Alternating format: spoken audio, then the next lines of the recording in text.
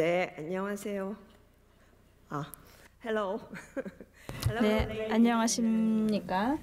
Let me first thank 제가 the organizers. 오늘 이번 행사를 준비해 주신 관계자 여러분들께 감사의 말씀을 드리고, 또 제가 오늘 이 자리를 통해서 제가 개인적으로 경험한 바에 대해서, 특히 우주 연구 분야에서 제가 경험한 것, 북극에서 우주 정거장까지 진행했던 내용들을 공유하게 되어서 매우 기쁘게 생각합니다. I was born in this country. 저는 한국에서 태어났습니다. Here in Korea. 그리고 한국에서 자랐습니다. I still remember the excitement I had. 저는 아직까지도 I saw this moon landing. 처음으로 YTV. 이 흑백 TV를 통해서 달 착륙을 봤을 때를 기억합니다. 수십 년 전의 일이지만 그때에도 나사는 장기적인 계획을 수립해 놓았습니다. 50년짜리 계획을 수립해서 달 착륙 기지와 인간 정착지를 만들겠다는 계획을 수립해 놓았습니다. 아직까지는 달 기지가 만들어지지는 못했습니다. 아마 일정이 조금 지연되는 것 같습니다. 아마 조만간 만들어질 수도 있겠습니다. 그렇지만 지금 국제 우주 정거장이 있죠. 이것은 바로 사람이 만든 지구를 도는 기지입니다. 지금 20년이 넘게 운용이 되고 있습니다. 2000년부터 사용이 되고 있죠. 저는 대학원생으로 미국에 갔습니다. 그리고 물리학 박사 연구를 우주선에 대해서 진행했습니다. 나사에서 연구를 했죠. 그 당시에 우주센터에서 연구를 했고, 그 이후에는 여러 가지 다양한 우주선 프로젝트에 대해서 연구를 했고, 오늘 일부 설명을 드리도록 하겠습니다. 그러면 우주선은 무엇일까요? 이것은 우주의 에너지 입자입니다. 우리가 볼 수는 없지만 이것은 우리 주변에 많이 있습니다. 상당히 많은 에너지를 함유하고 있습니다. 이 에너지가 대기에 들어오면서 대기에 핵 원자와 상호작용을 하면서 에어샤워라는 것을 만들어내게 됩니다. 그리고 지금 보시는 것처럼 에어샤워 입자가 우주선에 의해서 만들어집니다. 이 입자의 에너지는 이 지상의 입자를 측정해서 추정해 볼 수는 있지만, 구체적으로는 이러한 에어샤워가 대기층에서 어떻게 만들어지는지 알 수가 없습니다. 이를 알아내기 위해서 저희가 입자 검출기를 만들어서 이것을 우주에 보냈습니다. 그래서 실제로 이 대기에서 분해가 되기 전에 측정을 하는 거죠. 이러한 입자는 물질에 대해서 많은 것을 알려줍니다.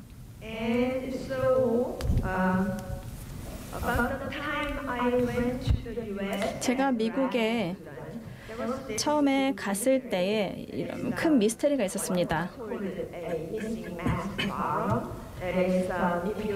우리가 행성, 예를 들어서 별이나 아니면 은하에서 클러스터 같은 것을 보면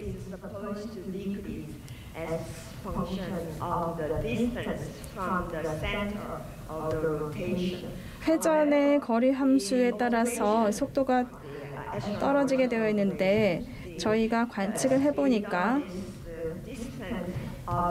이 멀리 있는 물체의, 또 별이나 아니면 은하의 속도는 너무나 높았습니다. 우리가 기대했던 것보다 너무나 빨랐습니다. 그런데 우리는 중력이 필요했습니다. 이 시스템 안에 질량이 있어야 되는 거죠. 아니면 우리가 눈에 보이는 것, 또 관측하는 것보다도 무언가가 더 있다는 것이죠. 이런 추가적인 질량이 바로 암흑물질입니다.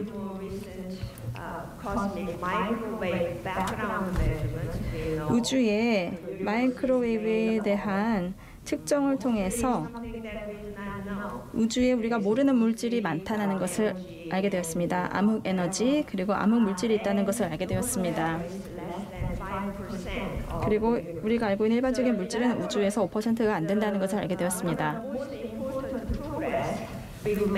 우리가 물리학에서 많은 발전을 이루었는데요. 그 중에 하나는 우리가 바로 우주에 대해서 많은 것을 알지 못한다는 것을 알게 되었습니다.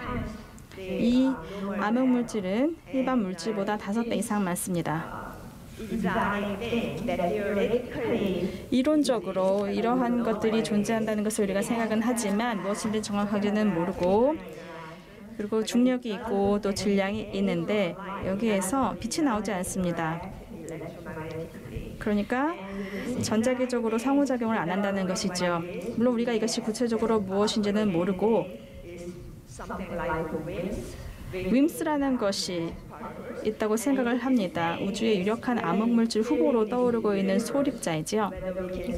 이 윈스라는 것을 우리가 볼 수는 없지만 있다고 가정을 하고 있고 이것이 상호작용을 하면서 붕괴가 되거나 분해가 되면서 입자가 만들어지는 것입니다. 그래서 일반적인 물질에 대해서 질량에 대해서 우리가 프로톤이나 아니면 안티프로톤 페어 같은 것이 만들어지거나 뉴트리노스나 아니면 감마레이 같은 것들이 만들어진다고 보는 것입니다. 그래서 우리가 오랫동안 우주선에서 이러한 신호를 탐색해 왔습니다. 안티프로톤에서 이런 것을 살펴보는 일이 1979년에 시작이 되었습니다. 안티프로톤 반양성자를 처음 우리가 우주선에서 파악을 해냈습니다. 이 데이터는 우리가 기대했던 것과 유사했습니다. 물론 불확실성이 어느 정도 컸지만 이후에 실제로 기대했던 것과 다른 결과가 나왔습니다. 이 반양성자의 과도한 양이 상당히 흥미롭고 마그너 스펙트로미터를 만들어서 이것을 띄웠습니다. 그리고 이 당시에 우주 정거장, 그러니까 에스트로매그라는 이름으로 당시에 제안이 되었었고요. 이후에 스테이션, 우주 정거장 프로그램에 많은 지원이 있어서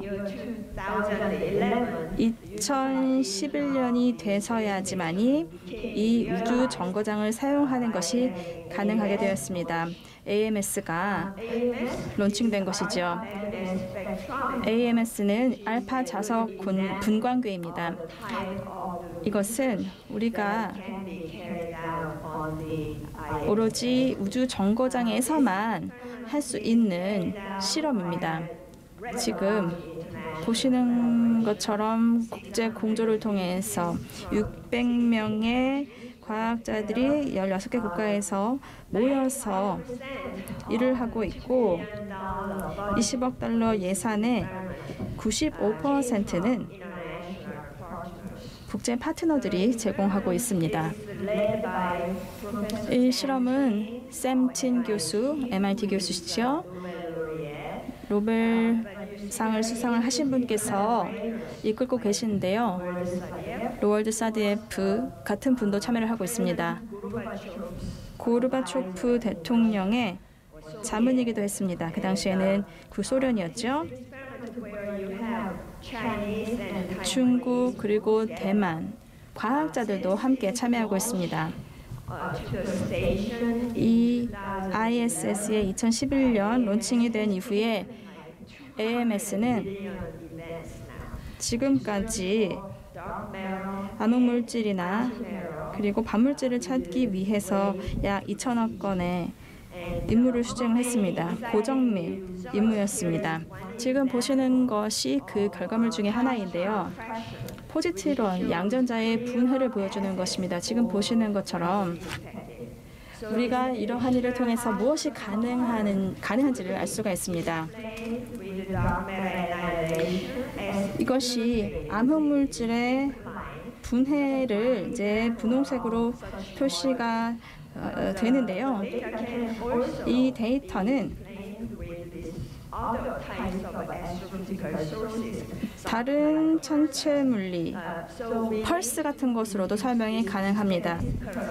이러한 통계적인 불확실성이 이러한 측정을 통해서 줄어들 수가 있습니다.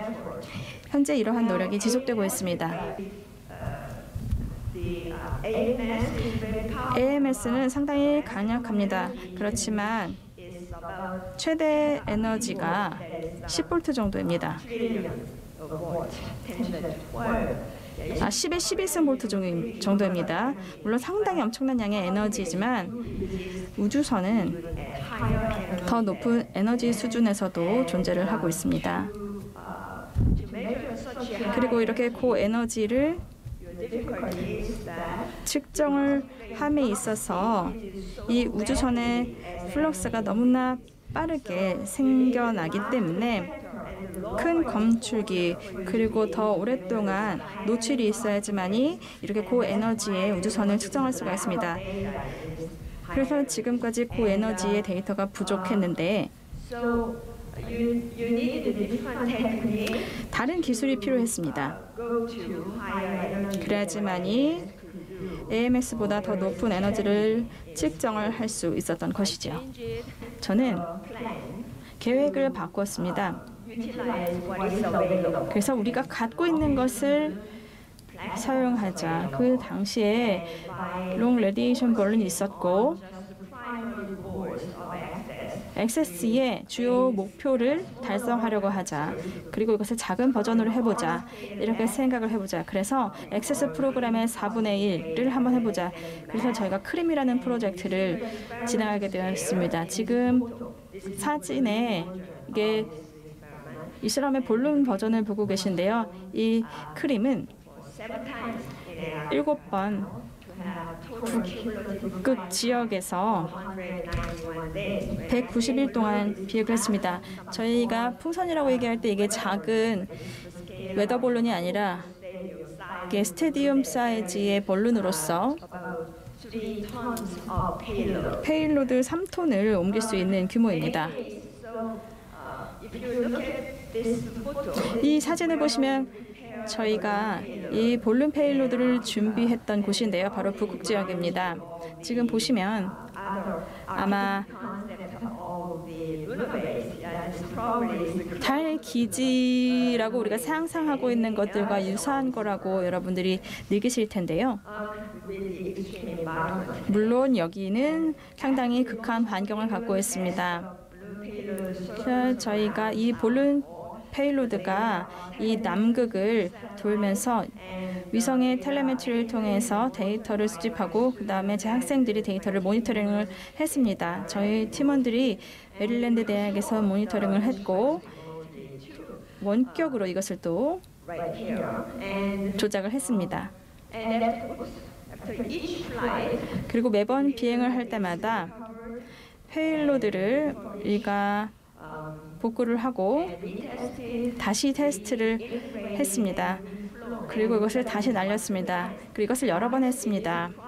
그리고 이 프로세스를 통해서 우리는 학생들이 훈련을 받을 수 있는 좋은 기회를 이용할 수가 있습니다. 그래서 이 프로그램에서 수백 명의 학생들이 트레이닝을 받았습니다. 이 볼론 프로그램은 우주에 빠르게 접근할 수 있는 가능성을 제공합니다. 비용도 저렴합니다. 과학적인 조사와 새로운 기술 개발에 사용이 될 수 있습니다. 또한 테스트베드로 사용이 되어서 또는 미래의 미션에 사용될 또 투입될 과학자들을 훈련하는 데에도 많은 도움이 됩니다. 존 메더 박사님 그리고 조지 스무스 박사님 이분들은 노벨상을 수상하셨는데요. 또 존 그런스펠드 박사님은 우주인 출신이시고 나사에서 어소시에이트 어드미니스트레이터로 일을 하셨습니다. 또 탐 프리스 박사님은 JPL의 수석 과학자였는데요. 존 매터 박사님께서 말씀하셨지만 볼륨 페일로드는 줄에 단 미성이다. 더 저렴하고 비행을 해서 서비스를 제공할 수 있는 가능성이 있다. 크림에서 본 것처럼 여러 번 비행이 가능했고 학생들은 각 페일로드의 단계에 대해서 훈련을 하고도 배울 수가 있습니다.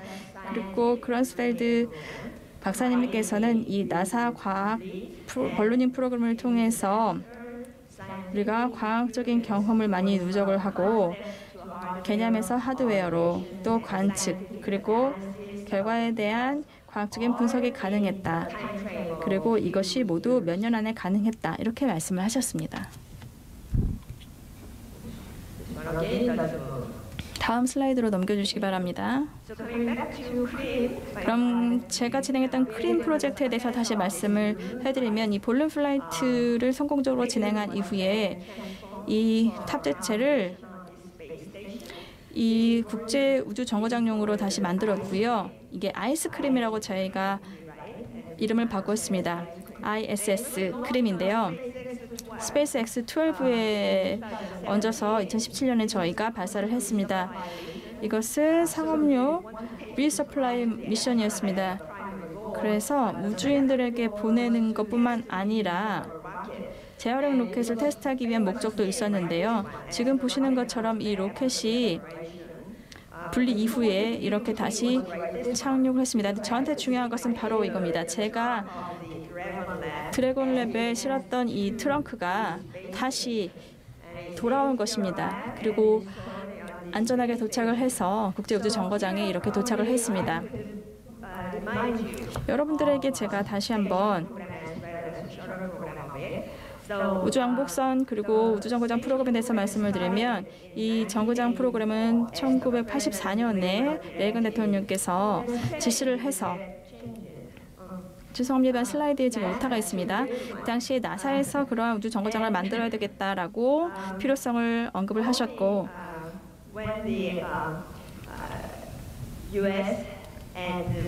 미국과 러시아가 협력을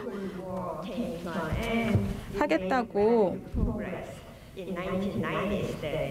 선언을 하기 이전까지 많은 발전이 있었고 스테이션 프리덤 프로그램이 알파 프로그램으로 바뀌었고 국제 공조를 통해서 이것이 국제 우주 정거장이 되었습니다.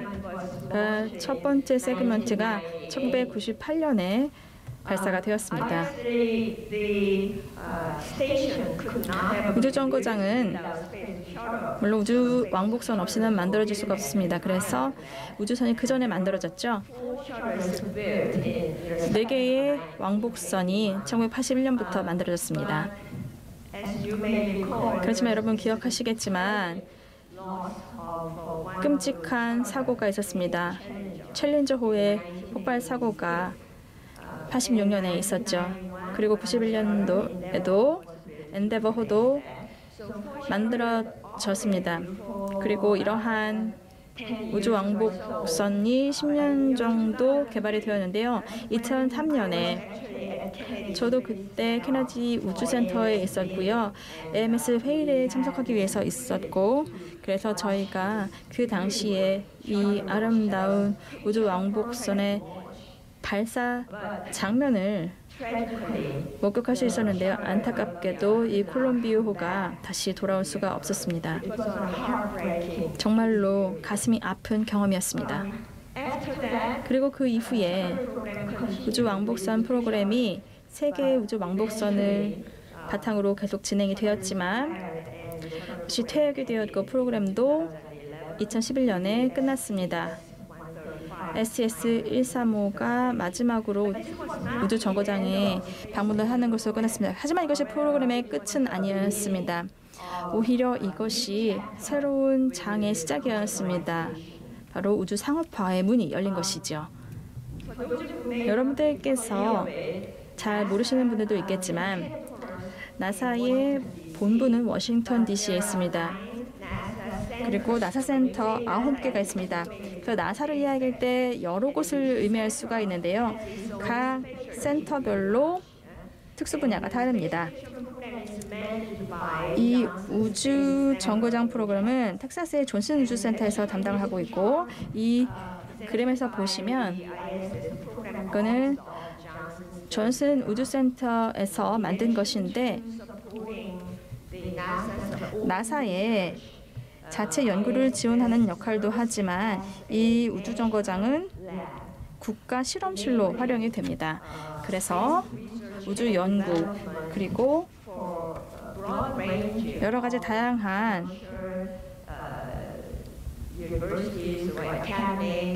학계 그리고 대학기관 그리고 다양한 상업 이용자들을 위한 개발도 이루어지고 있습니다.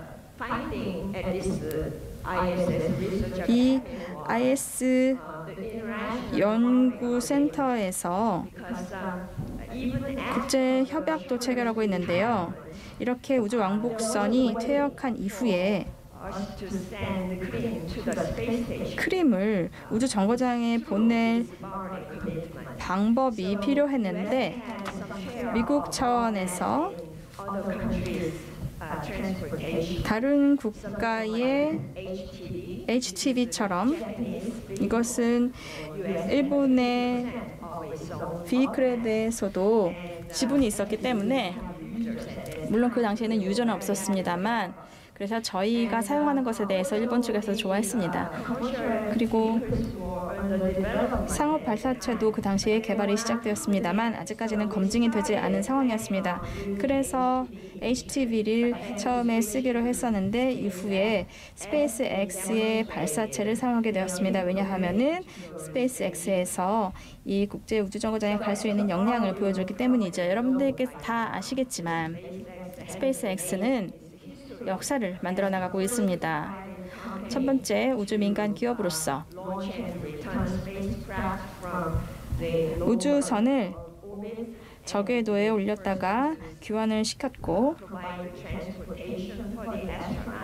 우주인을 위한 운송수단을 제공했고 재활용 로켓도 개발을 했습니다. 또 최근에는 최초로 민간 우주인을 저궤도, 준궤도 비행에 참여시켰습니다.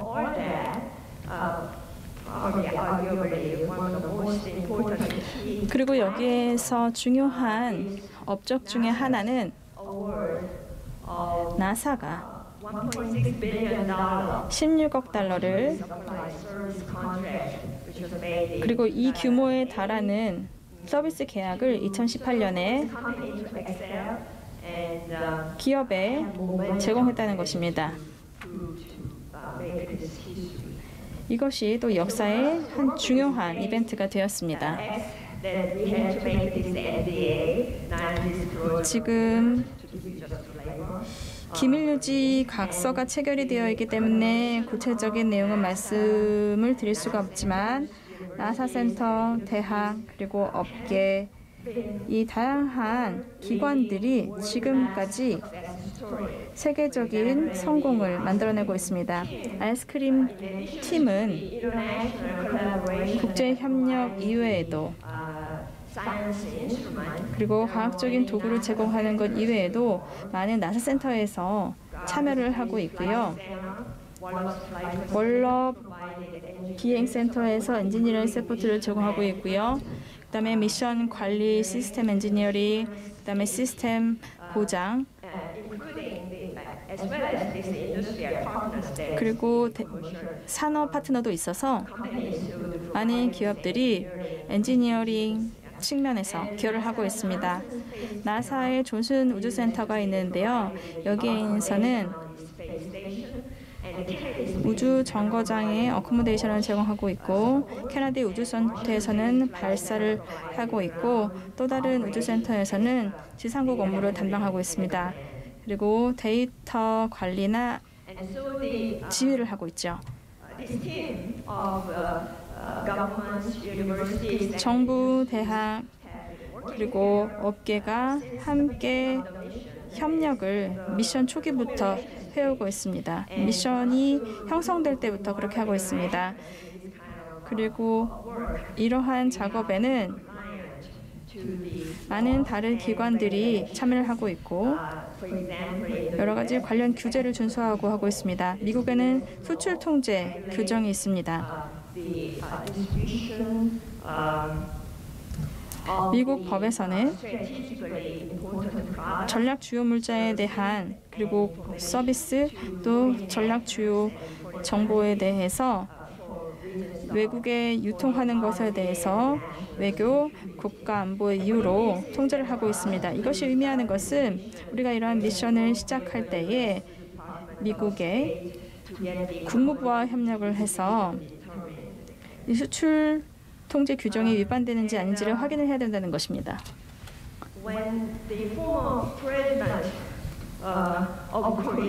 한국의 박근혜 대통령께서 미국에 방문하신 적이 있습니다. 그때 나사에 방문을 하셨는데요. 저는 그 당시에 열정적인 그리고 헌신적인 팀의 중요성에 대해서 말씀을 드린 바 있습니다. 그리고 이러한 도전 과제에서 혁신의 기회를 어떻게 찾을 수 있는지에 대해서 말씀을 드렸습니다. 제가 워싱턴 타임즈에 기고한 글에서도 그러한 내용을 쓴 바 있습니다. 20년 동안 저희가 갖고 있는 비전이 현실화되고 있습니다. AMS가 2011년에 발사가 되었고 제가 칼렛이라는 것도 2015년에 띄웠고 그리고 아이스크림은 17년에 그리고 앞으로도 더 많은 것들이 성공될 수 있다고 저는 생각을 합니다. 마지막으로 말씀드리겠습니다. 시간이 거의 다 된 것 같은데요.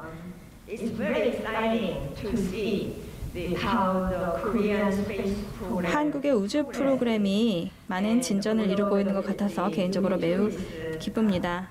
물론 지금 누리호 발사가 지연되었지만 이것은 우주 프로그램에서 특별한 일은 아닙니다. 그래서 저는 별다른 걱정은 하지 않고 있고요.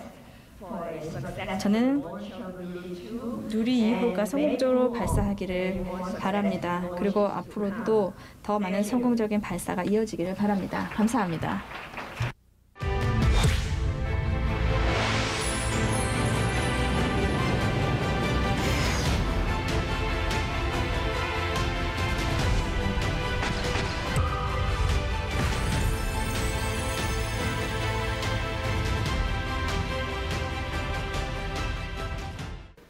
안녕하십니까. 한국우주기술진흥협회장을 맡고 있는 KT셋 대표 송경민입니다. 먼저 요새 우주는 뉴스페이스 시대입니다. 우리가 뉴스페이스를 의미할 때 여러 가지 정의가 있을 수 있지만 한 3가지 정도의 조건이 꼭 맞아야 되지 않나 싶습니다. 첫 번째는 돈입니다. 과거의 올드 스페이스 시대에는 정부가 산업을 주도할 수밖에 없었습니다. 왜냐하면 우주사업, 우주산업, 우주개발이라고 하는 것이 엄청난 자본이 들기 때문에 정부 이외에는 그런 자본을 감당할 수가 없었습니다. 하지만 여러분들이 보시는 바와 같이 현재는 그런 엄청난 자본을 낼 수 있는 엄청난 부자들이 생겨났습니다. 저기 보면은 자본으로 보면은 전 세계 부호 순위 1위, 2위가 지금 현재 뉴스페이스 시대를 이끌고 있는 사람들입니다. 일론 머스크, 제프 베이조스. 이런 그야말로 슈퍼 리치들이 등장해서 이제는 자본이 큰 어려움이 되지 않고 있습니다. 돈만 있으면 가능할까요? 비전이 있어야죠. 명확한 비전이 있어야 됩니다. 왜냐하면 다른 사업과 달리 우주산업은 굉장히 많은 리스크가 있기 때문에 이런 리스크를 뚫고 나가기 위해서는 명백한 비전, 확고한 확신이 있어야 합니다. 근데 현재 아이콘으로 떠오르고 있는 이 두 사람은 정말 어릴 때서부터 우주에 대한 비전을 꿈꾸어 왔던 사람들입니다. 아무래도 미국인들은 아폴로 11호에서 우주인이 달에 착륙하는 그런 장면을 TV로 많이 보고 자란 그런 세대들이고 그런 세대들이 우주에 대한 꿈을 참 많이 꾸었던 것 같습니다. 역시 그런 꿈을 자신이 이제 충분한 재력을 가지고 있을 때 이제는 내가 우주의 꿈에 도전해 보겠다라는 그런 명백한 비전을 가지고 일론 머스크는 화성에 가겠다, 화성의 식민지를 내가 개척을 하겠다. 또 제프 베이조스도 이 지구를 좀 더 유용하게 활용하기 위해서는 이 지구 공간, 우주를 활용해야 된다는 명확한 철학을 가지고 있습니다. 그 다음에 필요한 것이 혁신이 아닐까 싶습니다. 그래서 오늘은 이 혁신에 대해서 한번 자세히 말씀을 한번 드리고 싶습니다. 먼저 우리가 혁신이라고 할 때 너무나 많이 듣는 단어입니다. 저희가 혁신에 대한 정의가 여러 개 있지만 혁신하면은 우리가 경제학적으로 보면 가치를 창출하는 일련의 변화 활동이라고 할 수가 있겠습니다. 혁신에 대한 많은 전문가들이 계신데 특별히 하버드 대학의 게리 피사노 교수는 혁신이라고 하는 것은 반드시 어떤 가치를 얻을 것인가 하는 것서부터 시작해야 된다라고 이야기하고 있습니다. 이 표는 게리 피사노 교수가 혁신을 이야기할 때 많이 쓰는 표인데요. 어떠한 활동을 통해서 혁신을 이룰 것인가를 크게 두 가지 축으로 나누고 있습니다. 하나는 기술을 개발해서 과거에 있는 기술을 쓸 것인가 아니면 새로운 기술을 혹은 더 급진적인 기술을 쓸 것인가. 또 하나의 어떤 축은 비즈니스 모델입니다. 기존에 있는 비즈니스 모델로 접근할 것인가 아니면 새로운 비즈니스 모델로 접근하실 건가에 따라서 한 4가지 정도의 혁신을 분류하고 있습니다. 따라서 제가 이제서부터 말씀드리고자 하는 그런 혁신을 한번 이런 큰 틀에서 생각해 보시는 것도 큰 도움이 되지 않을까 싶습니다. 먼저 스페이스X의 혁신입니다. BM 혁신입니다. 우리가 BM 혁신이라고 하는 것은 지금 저희들이 많이 이렇게 경험을 하고 있습니다. 예를 들면 저희들이 예전에 영화를 볼 때는 카세트 테이프나 DVD 같은 것을 사용하다가 또 한때는 유선 방송, 다채널 유선 방송을 사용하다가 지금은 OTT. 그렇지만 저희들이 영화를 보는 그런 행위는 똑같지만 그 여러 가지 실질적인 비즈니스를 하는 방법은 굉장히 바뀌었습니다. 또한 저희들이 자동차를 탈 때도 기존에는 자동차를 사서 탔지만 빌려서 타다가 이제는 공유경제 시대에서 공유를 하면서 타지 않습니까? 이런 것처럼 비즈니스 모델이 저희들이 굉장히 이제 일상화되었습니다. 그 다음은 비용 혁신 부분입니다. 로켓을 발사하는 그런 비용이 비싼 이유가 여러 가지 있지만 아까 말씀드린 바와 같이 로켓을 1회 사용하기 때문에 그것을 재사용하는 것, 그럼으로써 비용이 굉장히 떨어지는 것은 방금 보셨을 것입니다. 두 번째, 그 다음의 이유는 무엇일까 보면은 기존의 우주 산업이 검증된 고가의 장비와 부품을 사용하는 것입니다. 왜냐하면 우주 환경이 굉장히 리스크가 많기 때문입니다. 어려운 환경이기 때문입니다. 그래서 항상 우주 사업에서 이야기할 때 헤리티지가 있느냐, 써본 적이 있느냐, 검증이 됐느냐. 그런데 한번 검증이 되면은 그 다음엔 바꾸려고 하지가 않습니다. 왜? 위험하니까. 그러니까 한번 부품이든지 여러 가지 기술을 개발해 놓으면 일단 검증되면 바꾸려고 하지 않습니다. 다시 말해서 더 낮은 비용으로 제품을 개발해야 되는데 개발하는 유인이 없습니다. 그래서 일론 머스크는 펠컨 9 부품의 약 한 80%를 자체 제작함으로써 비용을 획기적으로 절감하게 됩니다. 그 다음에 고비용 원가를 갖추는 그런 구조가 무엇인가 살펴보면은 전통적인 로켓을 발사하는 공급망 구조입니다. 오른쪽에 보시면 로켓 엔진 공급망 구조를 볼 수가 있습니다. 우리가 보잉과 로키드 마틴의 JV죠. ULA의 아틀라스 V 로켓과 스페이스X의 펠컨 9 로켓을 볼 수가 있습니다. 1단 엔진, 2단 엔진, 부스터. 아틀라스 V는 전부가 다 회사가 다 다릅니다. 이렇게 다르다 보니까 서로 간에 어떤 기술적인 검증, 효율성, 조립하는 데 있어서의 문제점, 또한 각 회사별로 나오기 때문에 그 간접비 부분이 굉장히 큰 비용을 차지하게 됩니다. 이런 부분들에 대해서 일론 머스크는 그냥 우리가 전부가 다 하겠다. 그래서 로켓 엔진 발사체 다음에 심지어는 요새 스타링크로 대변되는 위성까지도 본인들이 직접 제장을 하게 되는데 가장 큰 이유는 비용을 절감하기 위한 것입니다. 다음은 디지털 혁신입니다.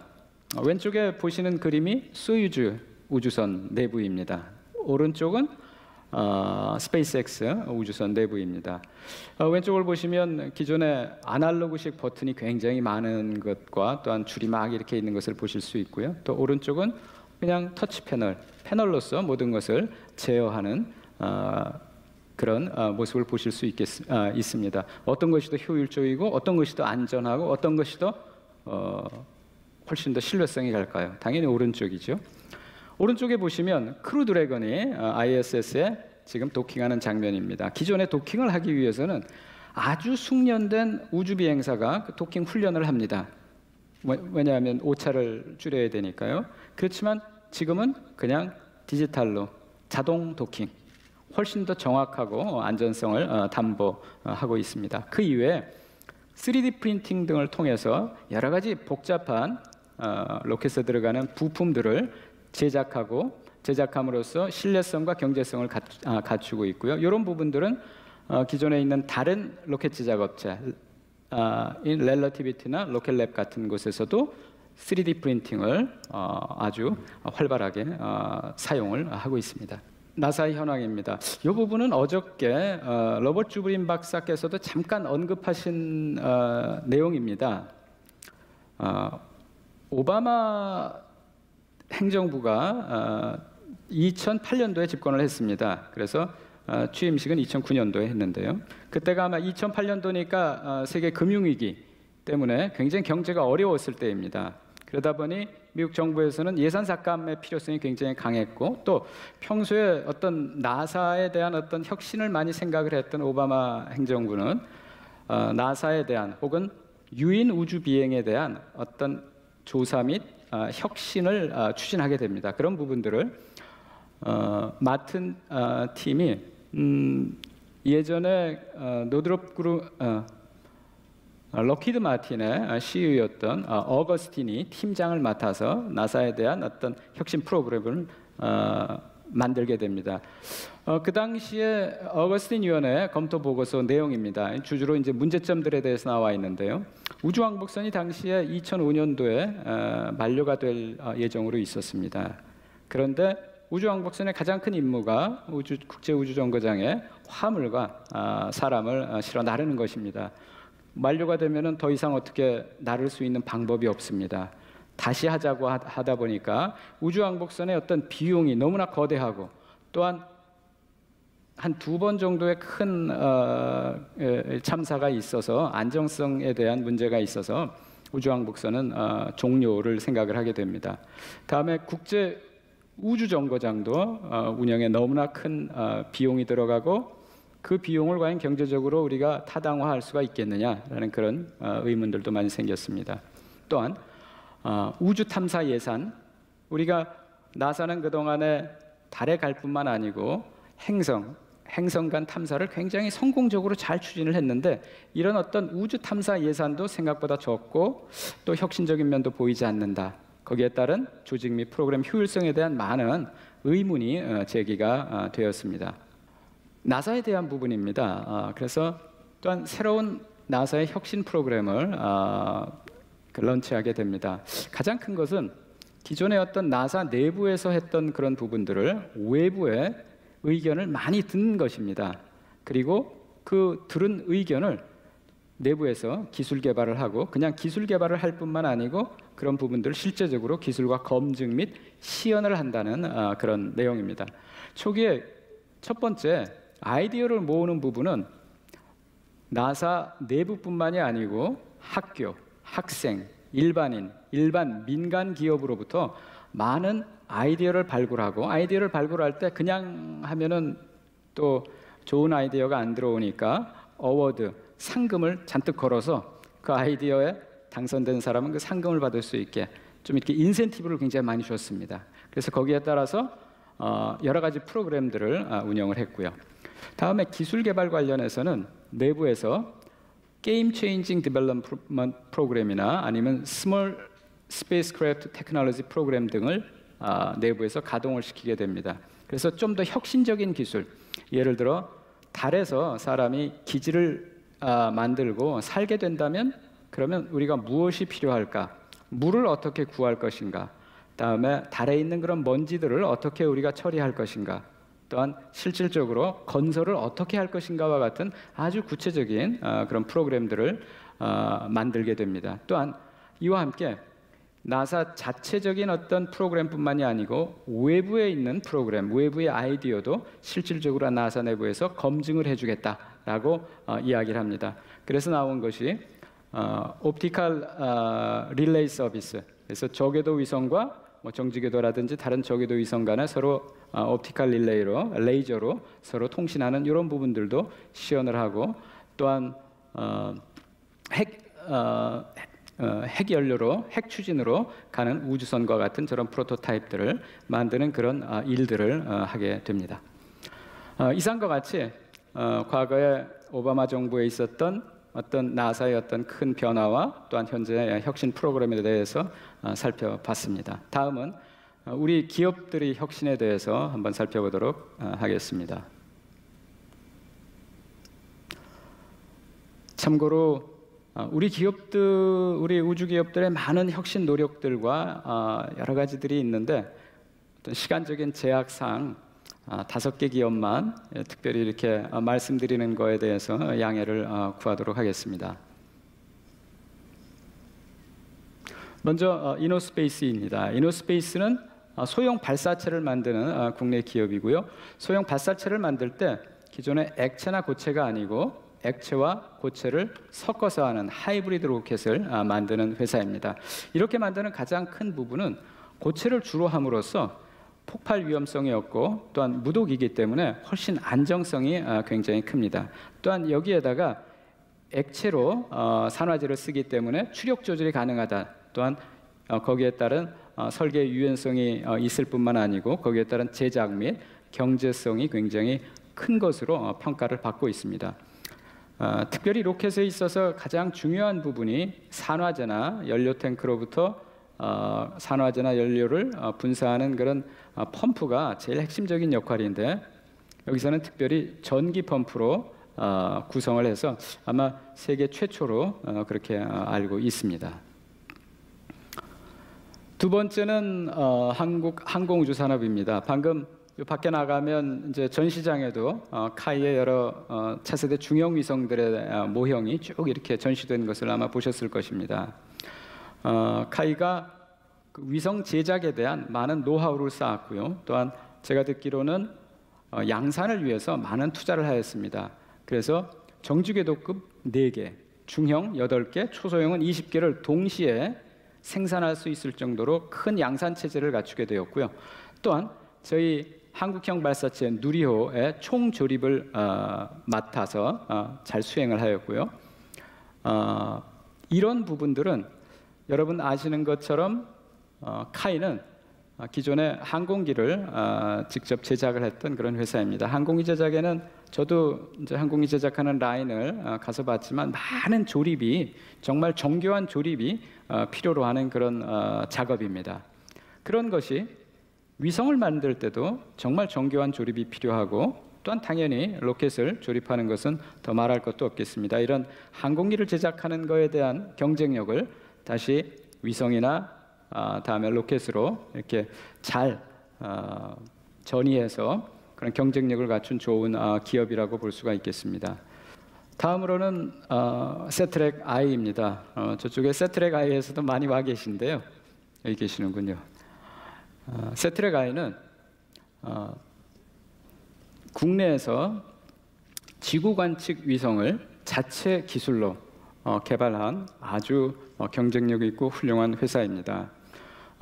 처음에 KISat-3를 시작으로 해서 지금 스페이스아이 시리즈 21XT 이렇게 해서 계속해서 해상도를 계속해서 높여가고 있고 0.3m급이면 거의 초고 해상도로 제가 알고 있습니다. 무엇보다도 이 기업이 훌륭한 것은 국내 시장 여건이 아직 마련되지 않았을 때 자체 기술을 가지고 해외에 많이 위성을 수출했다는 것입니다.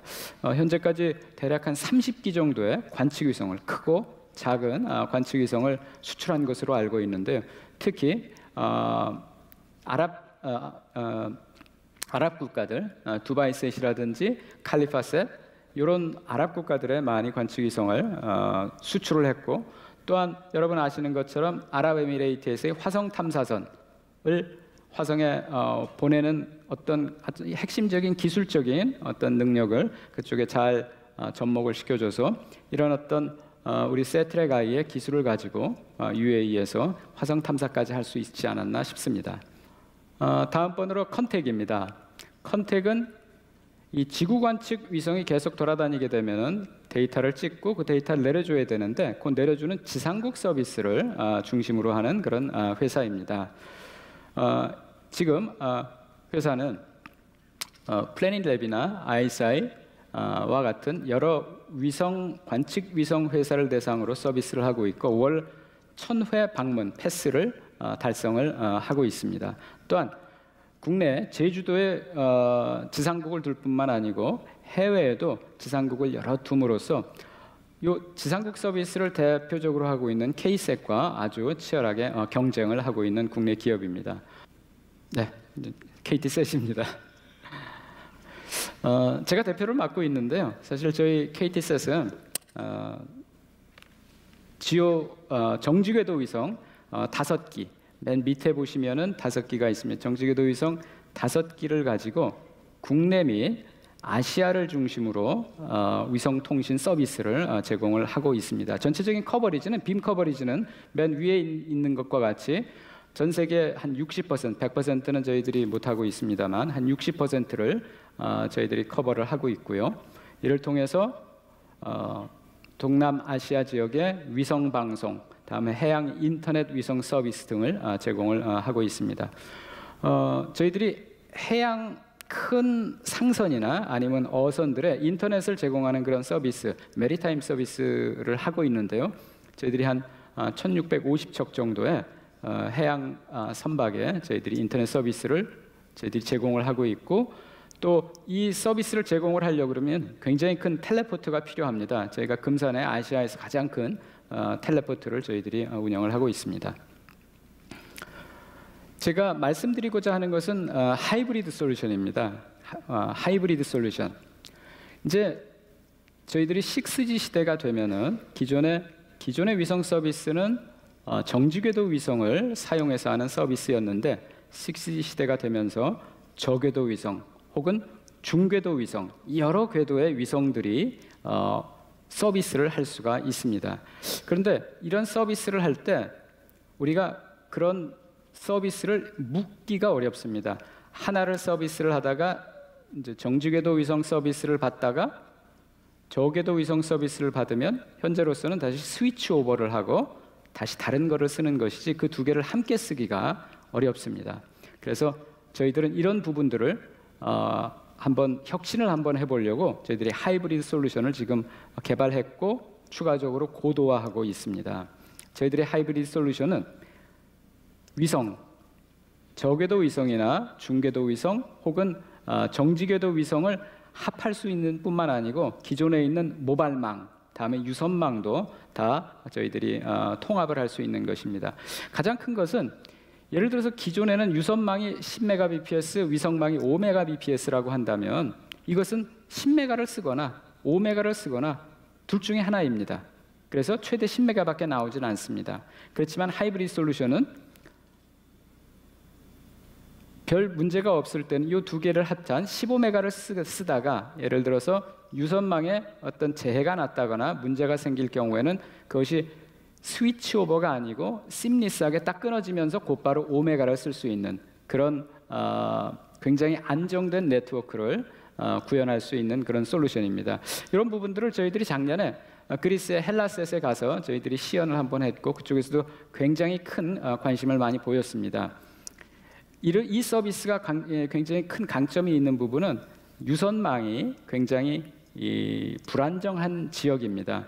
예를 들어서 지진이 많이 나거나 태풍, 해일이 많이 일거나 섬이 많거나 혹은 분쟁이 많은 지역, 이런 부분들은 이 하이브리드 솔루션이 가장 중요한 솔루션이라고 할 수가 있겠습니다. 저희들이 이런 부분들을 지금 고도화하는 작업을 더 함으로써 저희 회사가 지금 지향하고 있는 멀티오빗 서비스 프로바이더, 저궤도, 중궤도, 정지궤도까지를 모두 다 제공하는 그런 서비스 프로바이더가 되려고 하고 있습니다. 예, 이상으로 혁신에 대해서 말씀드렸습니다. 스페이스X의 혁신, 또 나사의 혁신, 또한 우리 기업들의 혁신에 대해서 말씀드렸는데요. 제가 이번 세션 또 이제 디스커션하는 주제가 인력 양성과 또한 정부의 지원이라고 알고 있습니다. 이런 것의 가장 큰 목표가 우리 기업들이 이렇게 혁신을 하고 도전을 함으로써 글로벌한 경쟁력을 얻기 위해서 인력을 어떻게 가져가야 되고 또한 정부의 지원이 어떤 것이 필요한지 이렇게 논의하는 자리가 됐으면 좋겠습니다. 예, 끝까지 경청해 주셔서 진심으로 감사드립니다. 예, 감사합니다.